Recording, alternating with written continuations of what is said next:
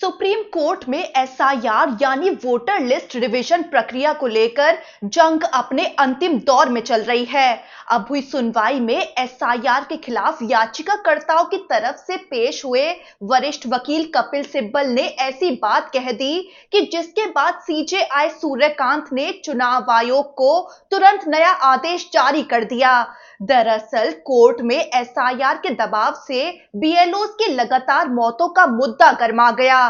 इस पर कोर्ट में तीखी बहस देखने को मिली। सुनवाई के दौरान चुनाव आयोग की तरफ से तर्क दिया गया कि एक बीएलओ को ज्यादा से ज्यादा 30 दिनों में 1200 फॉर्म ही भरने होते हैं, इसीलिए इसे अत्यधिक दबाव नहीं कहा जा सकता। इस पर सीजेआई सूर्यकांत ने याचिकाकर्ताओं से सवाल कर दिया कि क्या 10 फॉर्म एक दिन में भरना बोझ है। इस पर वरिष्ठ वकील कपिल सिब्बल ने झट से जवाब दिया। वो बोल उठे कि सर 40 फॉर्म रोज भरने पड़ते हैं। कपिल सिब्बल आगे बोले कि एक इमारत में 100 लोग रहते हैं, लिफ्ट नहीं है, हर मंजिल पर चढ़ना पड़ता है, ये मेहनत का काम है। इस पर चुनाव आयोग की ओर से पेश हुए वकील ने कपिल सिब्बल को टोक दिया। वो बोल पड़े कि 70 साल की उम्र में वो सीढ़ियां चढ़ सकते हैं। साथ ही उन्होंने आरोप लगाते हुए कहा कि ये पूरा मुद्दा अनावश्यक राजनीतिक बहस बनाया जा रहा है। इसके बाद कोर्ट ने बड़ी टिप्पणी कर दी कि अगर बीएलओ को दिक्कत हो रही है तो राज्यों का दायित्व है कि वो और ज्यादा कर्मचारी उपलब्ध कराए। सीजेआई सूर्यकांत और जस्टिस जॉय माल्या बागची की बेंच ने आदेश जारी किया कि सरकारी कर्मचारी एसआईआर जैसी वैधानिक ड्यूटी निभाने को बाध्य हैं, यानी उन्हें अपनी ड्यूटी निभानी ही होगी। लेकिन अगर किसी के पास छूट की खास वजह है तो राज्य सरकार उसकी अपील पर विचार करे और उसकी जगह दूसरा कर्मचारी नियुक्त करे। कोर्ट ने 3 बड़े निर्देश जारी किए हैं। पहला, राज्य और ज्यादा स्टाफ नियुक्त करे ताकि काम का बोझ कम हो। दूसरा, अगर किसी कर्मचारी के पास खास वजह हो तो उसे छूट दी जा सकती है। और तीसरा, समस्या का समाधान ना मिले तो कर्मचारी खुद कोर्ट आ सकता है। सुप्रीम कोर्ट ने महत्वपूर्ण निर्देश दिए हैं कि जिन कर्मचारियों पर दबाव है उन्हें बदला जाए। स्वास्थ्य, गर्भावस्था, पारिवारिक कारण आदि का केस वाइज समाधान किया जाए। जरूरत के मुताबिक स्टाफ की संख्या बढ़ाई जाए। आपको बता दें कि बीएलओ की मौतें, एसआईआर का भारी दबाव, बीएलओ को एफआईआर की धमकियां, सुप्रीम कोर्ट में एसआईआर से जुड़े सभी तर्क रखे गए, जिसके बाद सीजेआई सूर्यकांत ने राज्य सरकारों को निर्देश जारी कर दिए जहां एसआईआर चल रहा है। कोर्ट में किसने क्या क्या और दलीलें दी आपको बताते हैं। उससे पहले आपको ये भी बता दें कि बिहार में हुई एसआईआर प्रक्रिया पर भी अब सीजेआई सूर्यकांत ने बड़ी बात कह दी है। सुनवाई के दौरान सीजेआई सूर्यकांत ने बिहार में एसआईआर के नतीजों का जिक्र करते हुए कहा कि पुनरीक्षण में ना तो किसी घुसपैठिए का और ना ही किसी फर्जी वोटर का पता चला। सीजेआई आगे बोले कि ये राहत की बात है क्योंकि हम भी विदेशियों और फेक वोटर्स को लेकर चिंतित थे।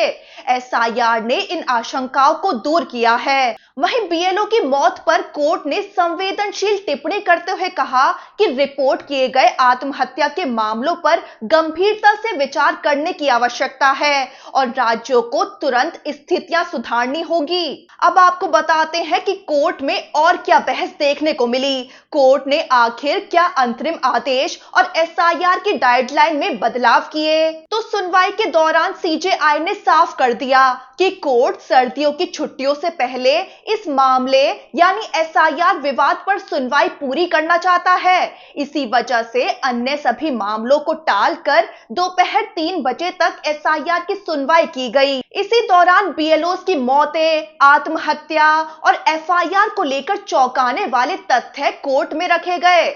तमिलनाडु की पार्टी टीवीके ने कोर्ट में बताया कि 35 से 40 बीएलओज की मौत हो चुकी है। कई बीएलओज को आरओपीए सेक्शन 32 के तहत नोटिस दिए जा रहे हैं।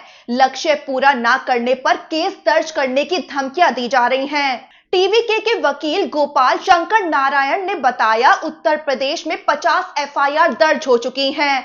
कई बीएलओज को 24 से 48 घंटे में काम पूरा करने का नोटिस आता है। कई बीएलओ सुबह स्कूल में पढ़ाते हैं और रात 3 बजे तक डॉक्यूमेंट अपलोड करते हैं। ग्रामीण इलाकों में नेटवर्क कमजोर है, वाईफाई नहीं है। कोर्ट में यह भी बताया गया कि तमिलनाडु में एक बीएलओ की शादी थी, छुट्टी नहीं मिली और उसने आत्महत्या कर ली। वहीं कोर्ट ने निर्देश जारी कर दिया है कि मुआवजे के लिए परिवार व्यक्तिगत आवेदन करे। एसआईआर की डेडलाइन पर भी सुप्रीम कोर्ट की सख्ती देखने को मिली है। कोर्ट ने चुनाव आयोग से कहा है कि एसआईआर की डेडलाइन पर पुनर्विचार किया जाए। चुनाव अधिकारियों के पास फॉर्म अपलोड करने का पर्याप्त समय होना चाहिए। वहीं आपको बता दें कि 30 नवंबर को चुनाव आयोग ने डेडलाइन 7 दिन बढ़ाई थी। एसआईआर के तहत वेरिफिकेशन 4 दिसंबर से बढ़ाकर 11 दिसंबर किया गया था। ड्राफ्ट लिस्ट 9 दिसंबर से बढ़ाकर 16 दिसंबर तक आगे बढ़ा दी गई। अंतिम सूची अब 14 फरवरी 2026 को आएगी। वहीं केरल में 9 और 11 दिसंबर को स्थानीय चुनाव होने हैं और 13 दिसंबर को मतगणना होनी है। ऐसे में सुप्रीम कोर्ट ने चुनाव आयोग को डेडलाइन पर विचार करने का आदेश दिया है, क्योंकि केरल सरकार ने चुनाव प्रभावित होने का शक जाहिर किया है। वहीं कपिल सिब्बल ने कोर्ट में यह भी दलील दी कि एसआईआर को लेकर इतनी जल्दबाजी क्यों की जा रही है। उत्तर प्रदेश में चुनाव 2027 में है, तो एसआईआर को सिर्फ 2 महीने में पूरा करने की क्या मजबूरी है। उन्होंने सवाल उठाया कि इतनी जल्दबाजी की जा रही है कि बीएलओस को तो जेल भेजने की धमकियां भी दी जा रही हैं। अब आपको ये भी बता देते हैं कि जिन जिन राज्यों में एसआईआर चल रहा है वहां चुनाव कब हैं। तो 2026 में पश्चिम बंगाल, केरल, तमिलनाडु, पुडुचेरी में चुनाव हैं। 2027 में गोवा, गुजरात और उत्तर प्रदेश में, और 2028 में छत्तीसगढ़, मध्य प्रदेश और राजस्थान में चुनाव हैं। ऐसे में ममता बनर्जी गुस्से में आग बबूला हैं। वो सवाल उठा रही हैं कि पश्चिम बंगाल में चुनाव से ठीक 3 महीने पहले ही एसआईआर जानबूझकर क्यों लागू किया गया।